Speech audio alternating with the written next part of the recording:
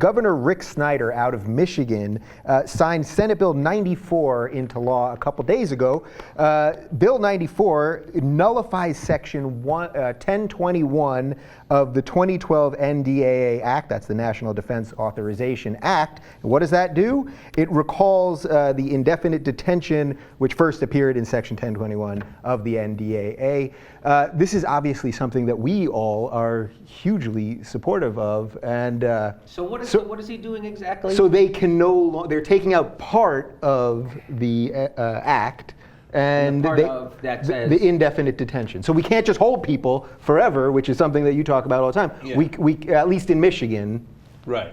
So this is really fascinating, and it's got upsides and downsides, right? So they're nullifying a federal law, which is dangerous business, right? Remember, that's what the South wanted to do when they seceded, right? And then a lot of the 10th Amendment guys who don't believe in federal power are on board for this. States' rights amendment. Right. Yeah. And so they're on board for this.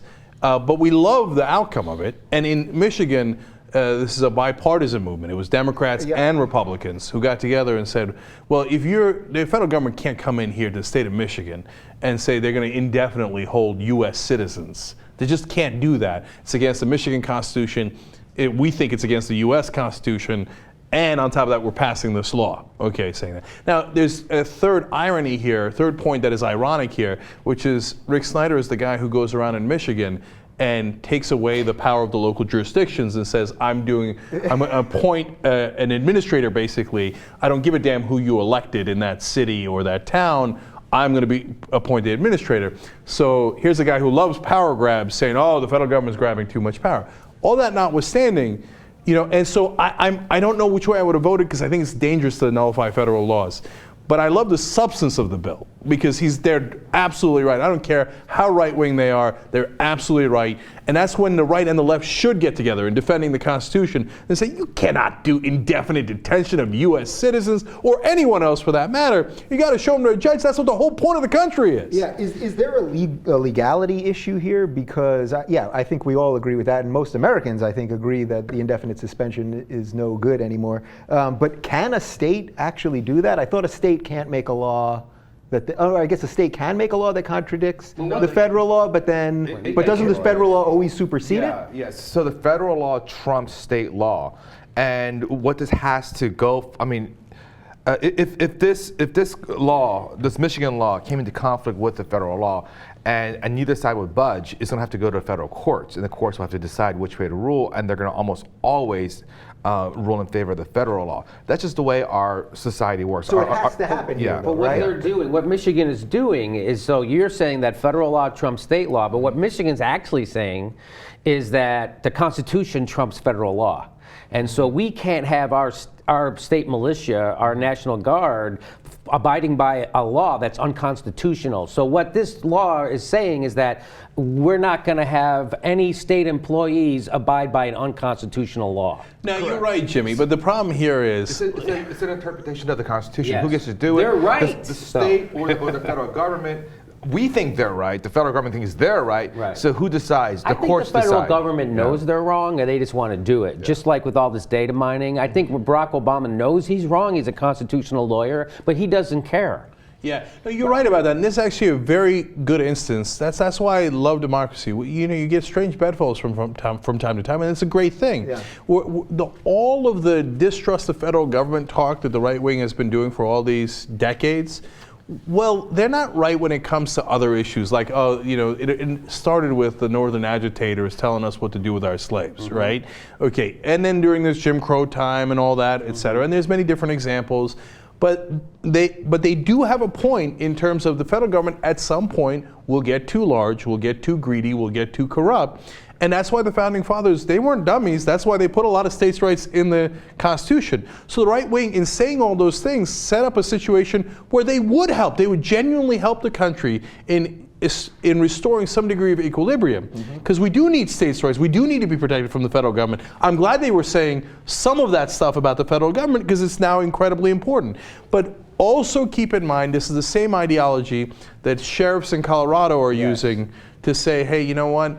I'm not going to apply your federal laws on gun registration, et cetera, or even your state laws in Colorado. The local sheriffs are saying, I'm not going to apply the state law that you just passed on number of bullets or what kind of guns need to be registered.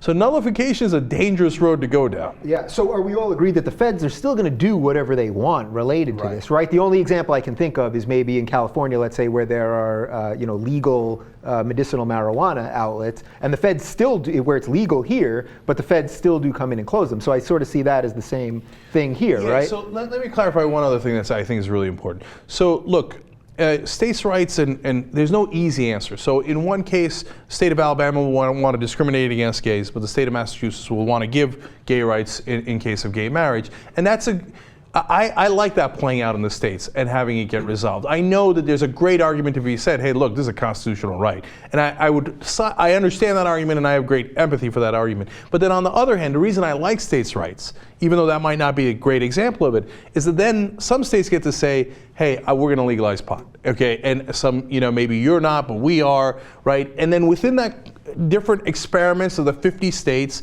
we wind up getting to a better place. Sometimes it gets to a standoff where George Wallace is standing in front of a school and the National Guard has to come in and say, step aside, right? Yeah. But I don't think that's what's going to happen in Michigan. I think Michigan's going to win. And the federal government's going to lose, because they're not going to send the National Guard down to Michigan and say, I am going to hold these people without letting a judge see them, even though they're U.S. citizens. Because when you get to that, actual decision point, whoever has got the moral authority, meaning the American people, having seen it fully, discussed it fully, that side is going to win. And in this case, I think the state is right and the federal government is wrong.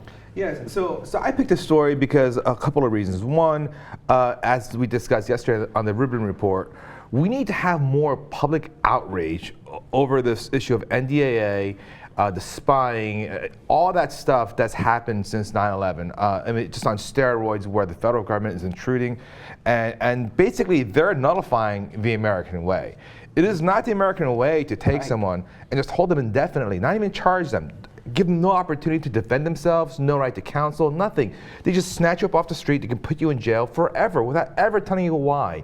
And your family would never know what happened to you. That is not America. At a fundamental core, that is not America, and we all know it, right? And we all try to make excuses to justify it because it's convenient, or we have moneyed interests in line, whatever it may be, but we all know that's not really America. So I'm glad Michigan did this.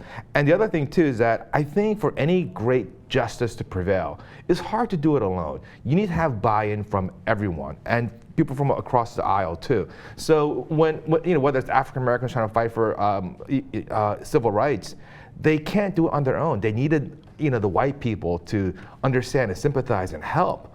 And same with gay rights. They can't just do it all on their own. Like heterosexuals who have no vested interest have to realize this is in all of our interest to be on the same side together. Same with this. We need to have the left and the right working together to overthrow this ridiculous, crazy overreach by the federal government into our laws, our privacy, and the complete evisceration of long-held American standards.